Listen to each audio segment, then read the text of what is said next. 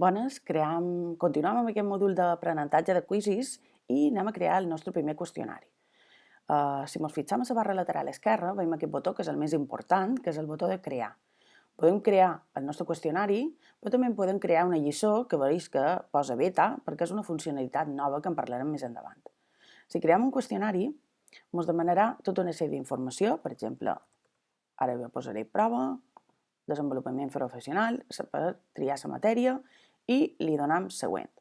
Hi ha diferents tipus de pregunta. Veiem aquí opció múltiple, caselles de verificació, emplenar amb una paraula o espai en blanc, fer una enquesta, una resposta oberta o una diapositiva en el cas de que vulguem crear lliçons. També podem afegir una imatge a la capçalera del qüestionari i aquí tenim el botó de nova pregunta.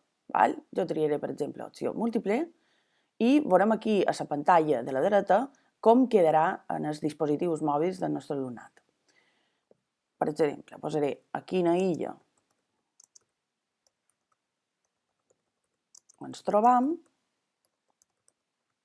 i posaré diferents opcions. Mallorca, Menorca, Eivissa i Formentera. També seleccionaré la resposta que sigui la correcta. Ens dona la possibilitat d'afegir una explicació que sigui un feedback a la resposta que els alumnes han donat. I després podem afegir una fórmula matemàtica o una imatge, un àudio o un vídeo, que ens figuraria aquí. I també després podem afegir fórmules matemàtiques o imatges a les respostes, a les caselles de les respostes. Això és útil en el cas dels alumnes més petits si no tenen adquirida suficientment la lectoescriptura o en el cas d'alumnes amb necessitats educatives especials.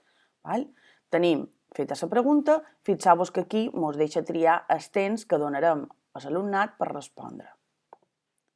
Li donarem guardar i ja ens apareix la primera pregunta, continuaríem afegint preguntes fins que tinguem tot el qüestionari acabat. Una vegada tenim el qüestionari acabat, li donem a acabar. Ens torna a demanar altres informacions, per exemple, l'idioma. Jo posaré català,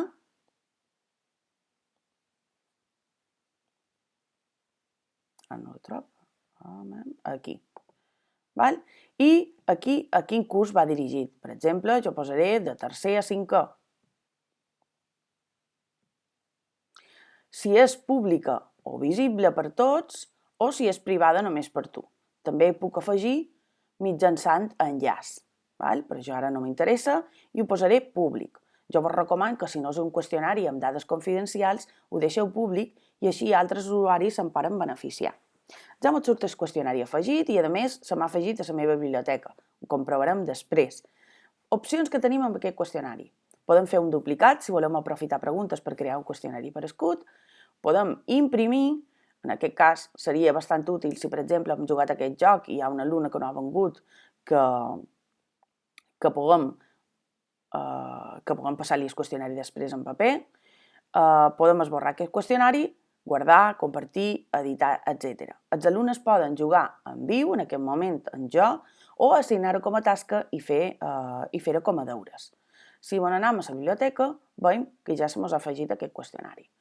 La possibilitat de quizzes, de crear qüestionaris a partir dels altres usuaris és molt interessant, perquè podrem aprofitar milers de qüestionaris que ja hi ha penjats. Tenim un cercador aquí dalt i hem de seleccionar cercar a la biblioteca quizzes, on anem, i li dèiem que volem cercar, per exemple, el qüestionari de l'esquelet. Ens sortiran tots els qüestionaris en l'esquelet. Inicialment està seleccionat el filtre de l'idioma que tenim a la plataforma, però podem afegir altres filtres. Jo, per exemple, posaré català i se m'afegeix el filtre. Ens surten tots els qüestionaris que ens interessen. Ara imagineu-vos que jo he mirat aquest qüestionari i m'interessa perquè s'ajusta a el que necessito. Tinc dues opcions, o bé iniciar en aquest moment una prova en viu i jugar tal com està el qüestionari, o bé copiar i editar aquest qüestionari per modificar-lo. Si voleu jugar només una vegada, jo vos recomano que simplement inicieu una prova en viu, però si penseu que aquest qüestionari vos pot ser útil en el futur, el millor és copiar i editar. Per què? Perquè ens està creant un duplicat on jo puc editar preguntes i afegir i suprimir preguntes. També és interessant perquè si el propietari inicial aplica canvis i no hem guardat un duplicat, aquests canvis també ens afectarien la segona vegada que jugàssim i això millor són canvis que no ens interessen. Per tant, si veiem que és interessant per al futur, copiar i fer un duplicat i en aquell moment ja seríem nosaltres els propietaris. Si aquí posa editar, vol dir que nosaltres som els propietaris. Si posa copiar i editar, vol dir que hi ha un altre propietari. Si ens anem a la biblioteca, ja comprovem que tenim els dos qüestionaris elaborats. I doncs res més, continuem.